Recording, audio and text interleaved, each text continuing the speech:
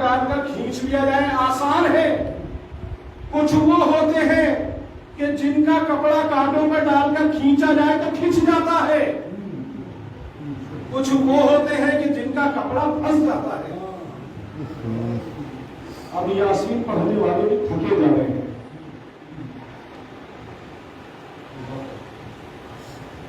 کچھ کے لیے ایسا کہ جیسے پھول سے خوشبو چلی گئی.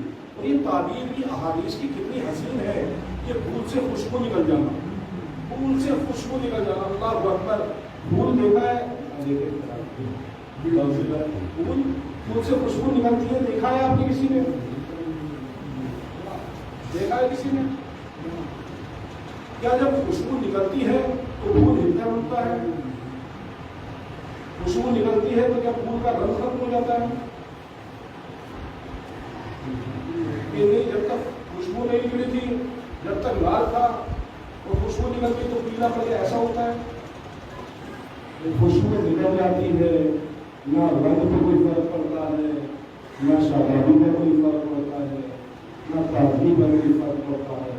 اسی طرح مومن کی جب روح چلی جاتی ہے, نہ اس کے رنگ پر کوئی فرق پڑتا ہے, نہ اس کی طبیعت پر کوئی فرق پڑتا ہے. کوئی بتا ہی نہیں سکتا کہ یہ چلا گیا. ایسے کہ ایسی لگتا. موت کو سمجھیے, لطف اتنا ہے موت کی وادیوں میں, اتنا زیادہ لطف ہے موت کی وادیوں میں, اتنا زیادہ لطف ہے موت کی وادیوں میں. ہم لوگ تو موت کو مصیبت سمجھتے ہیں. اور کل میں نے عرض کیا تھا کہ ہم لوگ اکثر نعمتوں کو مصیبت اور مصیبت کو نعمت سمجھتے ہیں. ہم لوگ نعمت کو مصیبت اور مصیبت کو نعمت. موت تو نعمت ہے اللہ کی. تاریخ انبیاء میں موجود ہے ایک نبی کا واقعہ. امت آئی, ہماری جیسی امت کی, پہنچ گئی نبی کے پاس. یہ بتائیے کہ اللہ ہم سے محبت کرتا ہے یا نہیں؟ ظاہر سی بات ہے, رسول نے کہا کہ ہاں کیوں نہیں کرتا, اس سے زیادہ کوئی محبت نہیں. تو یہ بتائیے کہ کوئی اس سے محبت کرتے اسے مانتا ہے کیا؟ اللہ ہمیں کیوں مانتا ہے؟ آپ کیا چاہتے ہو؟ اللہ سے ملیے کہ موت کا سسٹم ختم کرے. اس نے یہ کہا مطلب بہت مسکرانے لگا. مطلب موت میں سوچا کہ چلیے چھٹی ہو گئی, کوئی زندگی تھک گئے. خیر پیغمبر نے دعا کی, اللہ نے کہا ٹھیک ہے موت ختم. ایک زمانہ گزر گیا, کوئی نہیں کہا, میں نے موت حال کر رہے ہیں. ایک زمانہ جب گزر گیا تو وہی پوری قوم پھر آ گئی. نبی خدا اللہ سے کہیے وہ دروازہ کھول دیں گے. وہاں کا دروازہ کھول دے. کہا کیوں, کیا ہوا؟ کہا یہ تو بہت بڑی مصیبت ہو گئی زندگی. کہا کیوں؟ تم تو کہہ رہے تھے موت آنی نہیں چاہیے. کہا اے نبی خدا پہلے تو صرف ماں باپ کا ہی خیال رکھنا پڑتا تھا, اب تو دادا دادی کا بھی خیال رکھنا پڑتا ہے, اور دادا پردادی کا بھی خیال رکھنا پڑتا ہے, اس سے پہلے والوں کا بھی خیال رکھنا پڑتا ہے, پوتوں کا بھی خیال رکھنا پڑ رہا ہے, نواسوں کا بھی. پورا یہ سلسلہ ہو گیا ہے نبی خدا, ہم یہ بوجھ نہیں اٹھا سکتے.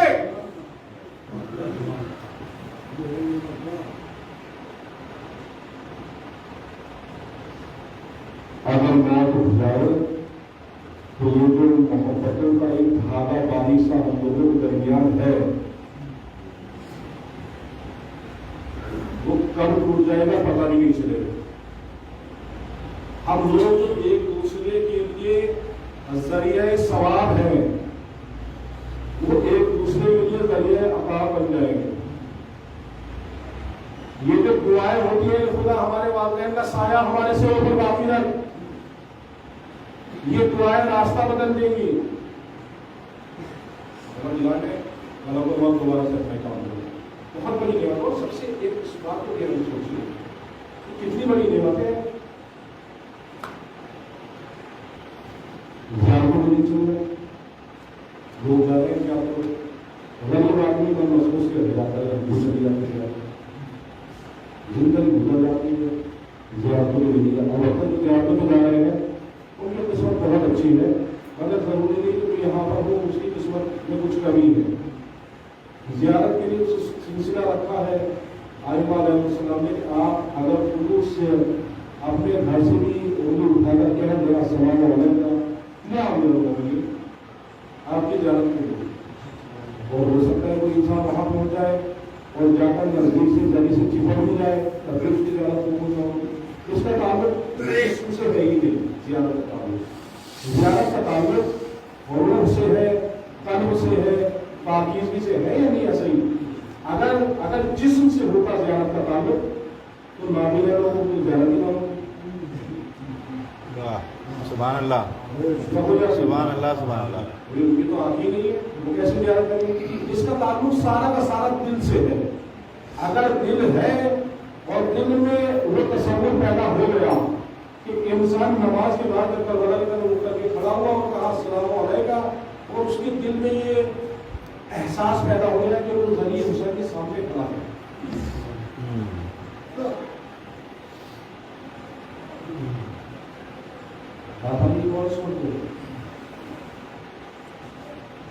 وہ ذریعہ حسین کے سامنے کھڑا ہے، تو پھر اس کی زیارت کی ہوگی۔ ورنہ انسان وہاں جا کر ہی پہنچ جائے۔ ہم اسی فہرست میں ہیں اور سب لوگ اسی فہرست میں ہیں کہ روز عاشور بھی انسان ذریعہ امام حسین کے سامنے کھڑا ہو کر کہتا ہے کہ ہمارے اتنا اچھا بہت بڑا ہو، وہاں پہنچ گیا جس کی وجہ سے موت ہمیں، مطلب ایک الگ تصور ہوتا ہے۔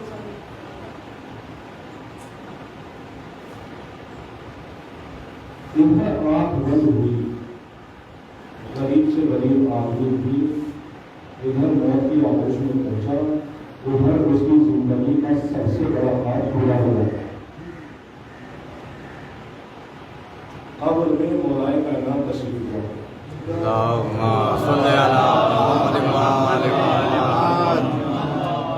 ادھر آنکھ بند ہوئی، خود وعدہ کیا کہ کوئی مشرق و مغرب میں کوئی بھی دنیا سے جائے، چاہے ہمارا چاہنے والا ہو یا چاہنے والا نہ ہو، اس کی آنکھ تب تک بند نہیں ہوتی جب تک وہ مجھے نہ دیکھ لے۔ کہا یا علی چاہے آپ کا چاہنے والا بھی نہ ہو تب بھی، کہا تب بھی، کہا پھر آپ کے جانے کا کیا فائدہ ہوگا؟ کہا جب میں پہنچتا ہوں تو چاہنے والے کے دل کو سکون پہنچتا ہے۔ سبحان اللہ سبحان اللہ سبحان اللہ، اس کو لگتا ہے کہ ساری زندگی جس کی محبت میں گزاری آج اس محنت کا ثمر مل گیا۔ سبحان اللہ سبحان اللہ۔ اور جب ہمارا مخالف دنیا سے جاتا ہے اور مجھے اپنے بالی کھڑا ہوا دیکھتا ہے تو وہ جاتے ہوئے بھی افسوس میں مرتا ہے کہ کتنا بڑا نقصان کر کے جا رہا ہوں، کسے چھوڑ کے رکھا تھا دنیا سے۔ بہت بڑی نعمت، اس کو سمجھیے، اس کا استقبال کیجیے، تیاری کیجیے، تمنا خدا نے۔ آپ سوچیے وہ رب رحیم، وہ مہربان رب، وہ کریم رب، کہ اس سے بہتر اور اس سے زیادہ چاہنے والا تو کوئی نہیں ہے۔ وہ خود کہہ رہے ہیں فتمنوا الموت، موت کی تمنا کرو۔ واضح روایت میں ہے کہ موت کی تمنا نہ کرو، مگر قرآن کیا کہہ رہا ہے فتمنوا الموت، اور اس کی تفسیر اہل بیت علیہ السلام نے بتائی کہ تمنا سے مراد یہاں پر تخیل ہے، موت کے لیے تیاری کرو۔ مولا کائنات ارشاد فرماتے موتو قبل ان تموتو، تم مر جاؤ قبل ان تموتو، اس سے پہلے کہ تمہیں موت آئے۔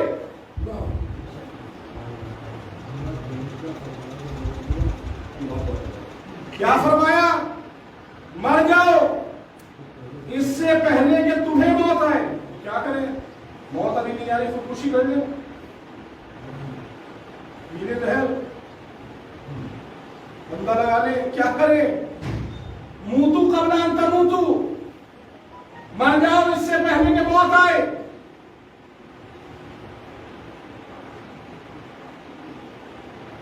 شرح لکھنے والوں نے شرح لکھی جملے کی، لکھا کہ مولا کائنات چاہتے ہیں کہ جو کچھ مرنے کے بعد آپ کے ساتھ ہوتا ہے آپ اس کے لیے مرنے سے پہلے مر جائیں۔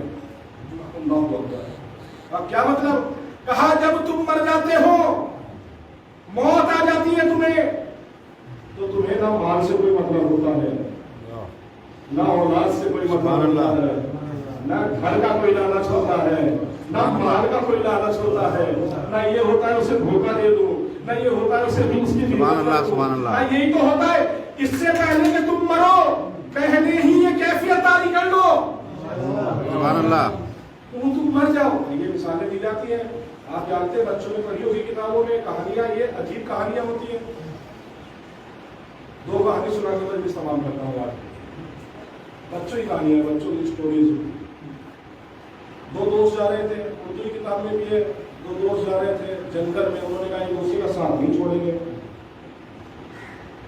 اتنے میں بھالو آتا دکھائی دیا، ایک دوست پہ پیڑ پہ چڑھنا آتا تھا، وہ دوست دوڑ کر پیڑ پر چڑھ گیا، اور وہ دوست جو بیچارہ اس پر چڑھنا نہیں آتا وہ رہ گیا بھالو کے سامنے۔ اس نے جب دیکھا کہ بھالو نزدیک آیا ہے تو وہ زمین پر لیٹ گیا، لیٹ کر اس نے اپنی سانسیں روک دی، آنکھیں بند کر دی، پڑھے بچے بھالو آیا اسے سننا چلا۔ اب آپ بتائیے کہ اگر یہ نہ مرتا تو کیا مرتا نہیں؟ کیا بات ہے، سبحان اللہ، سبحان اللہ، سبحان اللہ۔ اگر یہ نہ مرتا تو کیا مرتا نہیں؟ آپ کہیں گے مر جاتا، اور اب کیا ہوا؟ کہا اب زندہ ہو گیا۔ سبحان اللہ، بھالو نے سمجھا مر گیا، مگر یہ کیا ہوا؟ زندہ ہو گیا۔ کیوں؟ اس لیے کہ موت سے پہلے ایسا ہو گیا جیسے مر گیا۔ وہ دوست اٹھل کے آیا، جب بھالو چلا گیا اس نے کہا بھالو نے تجھ سے کیا کہا؟ بھالو نے کہا کبھی بھی غدار دوست پر بھروسہ نہ کرنا۔ مگر درس کیا ہے اس کہانی کا؟ درس کیا ہے؟ لیسن کیا ہے؟ لیسن یہی ہے کہ اس سے پہلے کہ موت آئے اپنے آپ کو ایسا سمجھ لو کہ مر گئے۔ آپ مرے ہوئے کے برابر میں بیٹھ کے غیبتیں کرتے رہیے، وہ کبھی شریک نہیں ہوگا۔ ہوتی ہے اگر ایک آدھ رات رک جائے، ادھر بیٹھی ہوئی عورتیں روتی رہتی ہیں، کچھ دیر میں شروع ہو جاتی ہے کہ رات کیسے کٹیں گے، مردہ بن جائیے، کوئی کیا کرنا ہے آپ پہ فرق نہیں پڑتا۔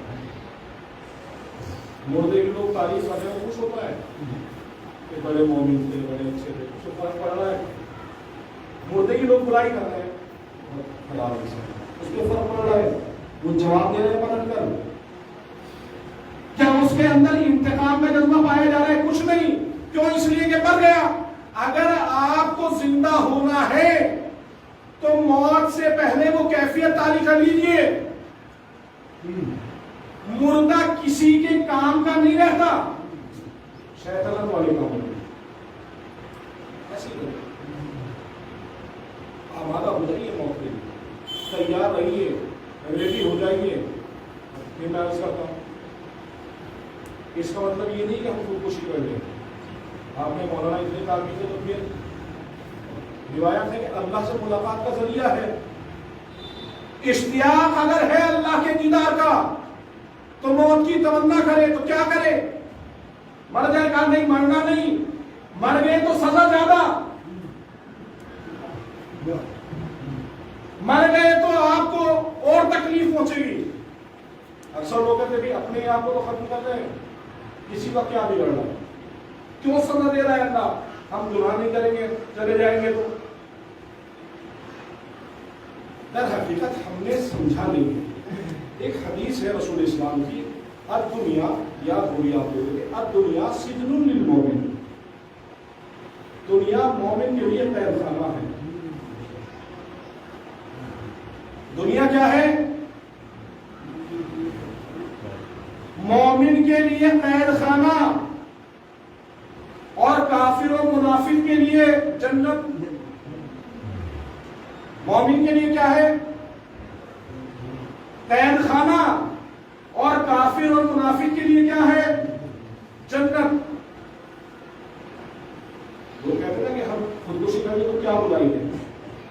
آپ ہیں ایک قید خانے میں، قید سے نکلنا ہے تو اس کے لیے لیگل کوشش کیجیے، یہ نہیں کہ دیوار کود کر بھاگ جائیے۔ سبحان اللہ سبحان اللہ۔ اگر دیوار کود کر بھاگے اور پکڑے گئے تو کیا ہوگا؟ یہی گھر والے جو تمنا کر رہے ہیں، دعائیں کرا رہے ہیں کہ ہمارا آدمی بے گناہ قید میں ہے، دعا کیجیے مولانا، اور وہ دیوار کود کر جیل کی بھاگ آئے، گھر میں آ جائے، گھر والے کہیں گے جاؤ یہاں کیوں آ گئے؟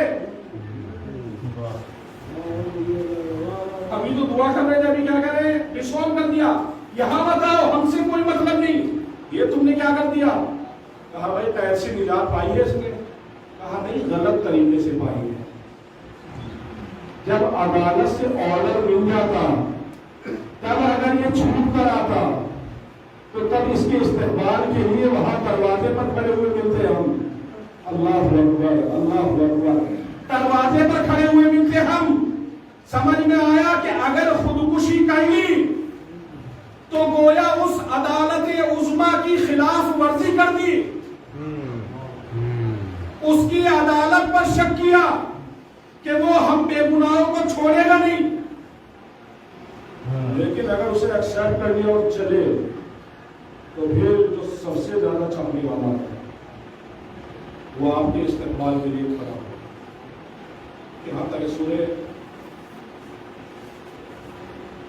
والفجر شاید سورہ اس کے بارے میں لکھا ہوا ہے جو 40 سورت پڑھے گا فرشتے اس کے استقبال کے لیے گلزار لے کر آئے، یعنی اتنا چاہتا ہے اللہ اپنے بندوں کو موت کو مصیبت نہ سمجھے، موت کو نعمت سمجھے، موت سے وابستہ رہے گی۔ یہ افسوس کی بات ہے کہ ہم لوگ کربلا کے زیر سایہ پروان چڑھ رہے ہیں، ہم لوگوں کے یہاں بھی موت کو ایک مقبول شے سمجھا جاتا ہے، ایک قابل نفرت شے سمجھا جاتا ہے، ایک ایسی شے سمجھا جاتا ہے جس کے تذکرے سے بھی بچتے ہیں لوگ، جبکہ ہے کہ موت کا بار بار تذکرہ کیجیے، موت کے تذکرے سے روح زندہ ہوتی ہے، موت کے تذکرے سے ایمان تازہ ہوتا ہے، موت کے تذکرے سے انسان کو اللہ سے قربت بڑھتی چلی جاتی ہے۔ موت کوئی بری شے نہیں ہے، موت تو ایک ریمیڈی ہے ہر انسان کی تکلیفوں کی، ہر انسان کے درد کی، ہر انسان کے دکھ کی۔ آپ سوچیں کہ اگر موت کا سلسلہ نہ ہو تو جرم کرنے والا کبھی جرم سے نہ ہو،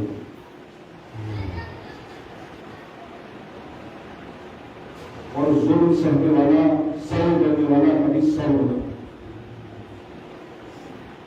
یہ تو موت ہے کہ انسان کہتا ہے ایک نہ ایک دن سب کو جانا ہے۔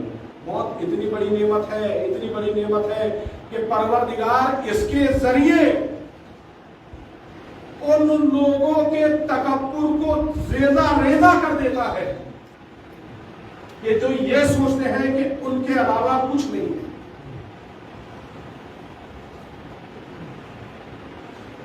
خدا کے ایسے نظارے آپ سوچیے، زندگی کے واقعات نقل نہیں کیے قرآن میں جتنا موت کے واقعات نقل کیے۔ فرعون پورا موت کا قصہ پڑھ لیجیے، قارون کیسے مرا قصہ پڑھ لیجیے، نمرود کیسے مرا قصہ پڑھ لیجیے۔ خدا نے یہ قصے رکھے ہیں اس لیے کہ انسان اتنی بڑی کہ انسان سوچتا ہے کہ اسے کوئی ہٹا نہیں سکتا۔ 400 سال تک بخار نہیں، کوئی تکلیف نہیں، 100 سے زیادہ بار فرعون کا تذکرہ ہے قرآن میں، اتنا موسیٰ میں بھی نہیں ہے۔ پروردگار موت کا تذکرہ کیوں کہا؟ اس لیے انسان جب اپنی انانیت کو پروان چڑھانا شروع کرتا ہے تو دھیرے دھیرے فرعون بننا شروع ہوتا ہے۔ فرعون نے سوچا 400 سال تک کچھ نہیں، کوئی تکلیف نہیں تھا، مجھے تو کچھ ہو ہی نہیں سکتا۔ اللہ نے اس کو بھی، اللہ کا قانون یہ ہے کہ موت کو ایک ذریعہ بنایا ہے ہر دور کے فرعون کے تکبر کو ریزہ ریزہ کرنے کے لیے۔ آپ سوچ سکتے ہیں فرعون نہیں سوچ سکتا کہ اس کو ہٹایا جائے گا، غدافی نہیں سوچ سکتا کہ اسے ہٹایا جائے گا، صدام نہیں سوچ سکتا کہ اسے ہٹایا جائے گا۔ اللہ نے موت کو ایسی شے بنائی، ہر ایک کو ہٹاتا چلا جاتا، ہر ایک انسان اس کے آگے سے اپنا سر تسلیم خم کرے. آپ مادہ رہیے, تیار رہیے, ریڈی رہیے. اس کے لیے سمجھیے اس کو کہ اپنا اعمال نامہ کلیئر رکھیے. چھوٹا سا کام ہے, بڑھنے کے لیے کچھ نہیں بڑھنا ہے. آپ بالکل بیک پیک رکھیے. بیک پیک کیسے؟ اعمال نامہ کلیئر رکھیے. قسم خدا آسان ہے, بہت مشکل نہیں ہے. خدا آپ سے آپ کے کھانے پینے کا, کپڑے جو پہنے ہیں اس کا حساب نہیں لے گا کہ آپ نے اتنا مہنگا کیوں پہن لیا, آپ نے چکن کیوں کھا لیا, چٹنی کیوں نہیں کھائی. اس کا حساب تھوڑی لے گا اللہ. آپ تو اس کے مہمان ہیں. سبحان اللہ. آپ سے آپ کی بچت کا حساب ہے. سبحان اللہ. اس لیے کہ برباد جو انسانوں کرتے ہیں وہ بچت کرتے ہیں. اس لیے کہ جب بچتا ہے ضرورتوں سے تب انسان فضول خرچ کرتا ہے. اور ضرورتوں میں, اور اس کو سمجھیے گا, ضرورتوں میں اور دوسری چیزوں میں فرق کیا ہے؟ ضرورتوں میں اور دوسری چیزوں میں فرق یہ ہے, اگر آپ محسوس کرنا چاہیں کہ ایک انسان گھر بناتا ہے, جس کا جیسا حساب ہوتا ہے ویسا گھر بناتا ہے. کسی کا حساب ہے 2 کمرے کا مکان بنا لیا, کسی کا ہے 4 کمرے کا بنا لیا, کسی کا ہے اس میں 10 کمرے بنا لیے, کسی نے 20 کمرے بنا لیے. ریسیڈنٹ کی جو رائسی نہل ہے اس میں 200 کمرے ہیں.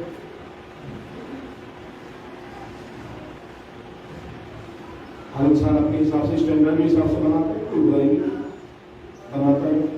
لیکن جب یہی انسان کہیں سفر پر جاتا ہے اور ہوٹل میں کمرے بک کرتا ہے تو کیا جس کے گھر میں 10 کمرے ہیں وہ 10 کمرے بک کرتا ہے؟ کتنے کمرے بک کرتا ہے؟ یہ 10 کرے گا کہ ہمارے گھر میں 10 ہے, 1 کرے گا کیونکہ 1 کی اسے ضرورت ہے. سبحان اللہ. سبحان اللہ. سبحان اللہ.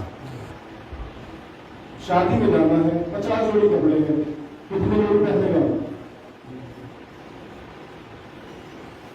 10 جوڑی پہنے گا, 1 جوڑی. اس کو سمجھتے چلے جائیے. حساب کتاب جو ہوگا یہ ان سب چیزوں کا ہوگا اضافی, اور اس حساب کو کلیئر کرنے کا راستہ بتایا. ایک مولا کائنات کے صاحب نے بڑا گھر بنایا. مولا علی کی دعوت کی, مولا علی تشریف لائے, گھر لے کر کہا ماشاءاللہ بہت اچھا گھر بنایا. روشن دان تھا, آئے روشن دان جو بنایا ہے, کہا یاد اس لیے تاکہ روشنی آتی رہے اور تازہ ہوا آتی رہے. مولا کائنات نے کہا کہ اگر نیت یہ ہوتی کہ اس سے اذان کی آواز آئے تاکہ میں نماز پڑھنے چلا جاؤں. سبحان اللہ. سبحان اللہ. سبحان اللہ. یہ صحیح تھا. پھر مولا کائنات نے وہاں پر ارشاد فرمایا, پہلے مولانا شاید نہیں مولا کائنات نے فرمایا اب اگر گھر بنا لیا ہے تو اس کے لیے پروردگار عالم سے جواز حاصل کرو. کہا مولا جواز کیسے حاصل ہوگا؟ کہا کوئی مسافر ہو جائے اسے اپنے گھر میں ٹھہراؤ, کوئی مہمان آ جائے تو اس کا استقبال کرو, سبحان اللہ. کوئی عزیز آ جائے تو اس کو کچھ دن اپنے گھر میں ٹھہراؤ, تاکہ یہ جو مکان تو نے بنایا ہے اس کا حساب اکیلے تجھے نہ دینا پڑے.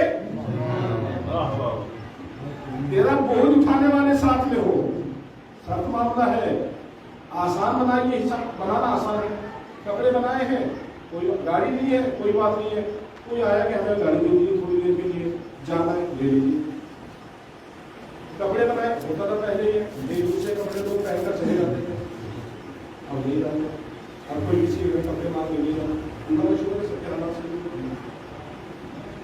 پہلے ایک دوسرے کے یہاں سے لوگ کھانا منگاتے تھے, پہنچاتے تھے, بھلے ہی دونوں کے یہاں بنا ہو.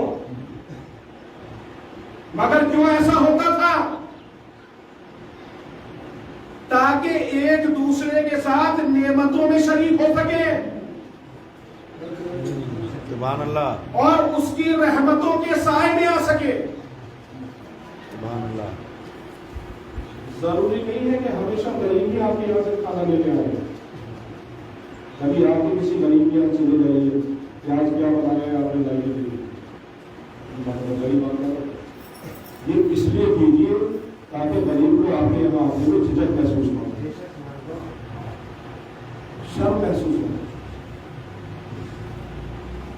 آسان بنانا آسان ہے، یہ میں اصل کو بہت آسان ہے.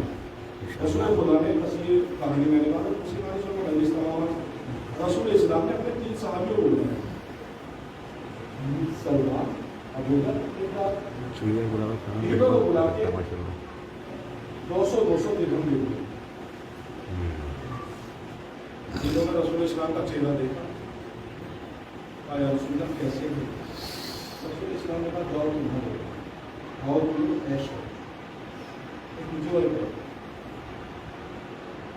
جنہوں نے 200 درہم دیے چلے گئے. 3 دن گزر گئے. رسول اسلام نے صبح میں مسجد میں پہنچے تو اپنی زرہ سپر دھوپ پہ رکھ دی. عرب کی چلچلاتی ہوئی دھوپ، اس دھوپ میں وہ اپنی سپر رکھ دی. تینوں کو بلایا اور کہا کہ کیا ہوا بھائی، کہاں پہ خرچ ہو گئے پیسے؟ کہاں ہے رسول میں پیسے خرچ ہو گئے. کہا ٹھیک ہے تو جاؤ مردان وہ سپر رکھی ہے اس پہ نظر کر کھڑے ہو، بتاؤ 200 درہم کیسے خرچ کی. رسول صحابی مقداد ہے، ہماری طرف تھوڑی ہے. پہنچے، کہا یا رسول اللہ، اس پہ کھڑے ہوئے سپر پہ تپ رہے تھے.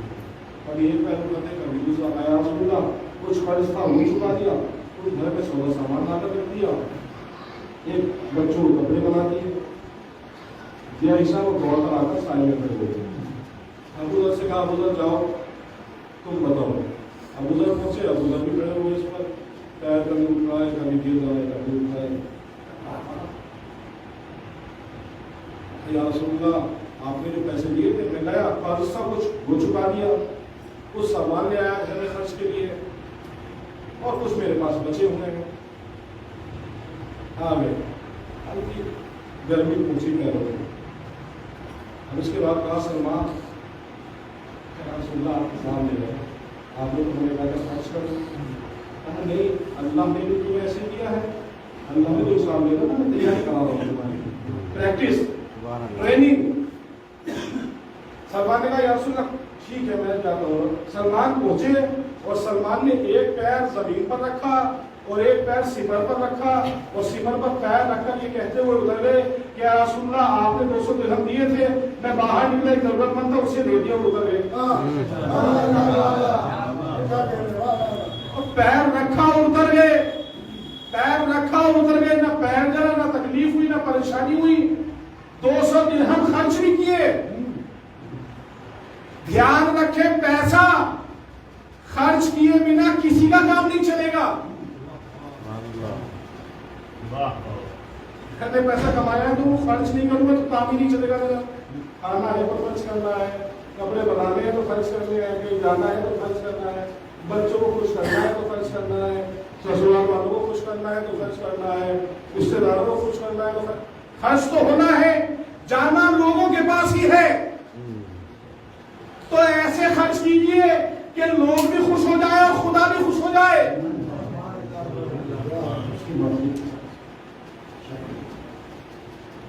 کہ حسین ابن علی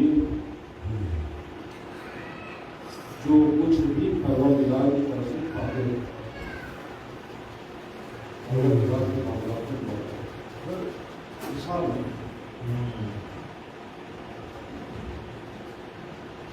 تاریخ وہ نہیں ہے صرف اشارے میں تاریخ دیتی ہے کہ جب امام زین العابدین دنیا میں آئے ہیں، امام حسین نے اپنا گوشت لیا، مسجد میں پہنچے اور جا کر نماز پڑھی. امام زین العابدین کو روکا، پروردگار پورے مدعی عبادت نہیں تھی، میں نے بالکل ہوتا. تاریخ ملتی ہے کہ مولا کی ہجرت ہے، مولا نے گئے اور اس بچے کو گودی اٹھایا امام زین العابدین کو اور کہا پروردگار تو یہ حسین کو بھی حسین نے دی، اب میں بھی ہوں.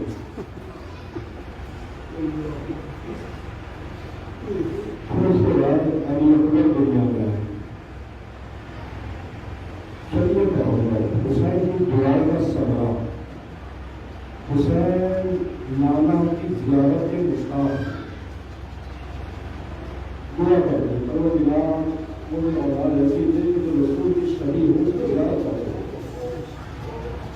تاریخ کتنی علی اکبر دنیا میں آئے, حسین نے علی اکبر کو لیا, بلائے دیا, مسجد میں آئے اور آ کر مسجد میں رکھ دیا. میں کہا نماز میں کہا پروردگار کر شکریہ تیرے دیور لگاتی میں مجھے واپس ہوگا.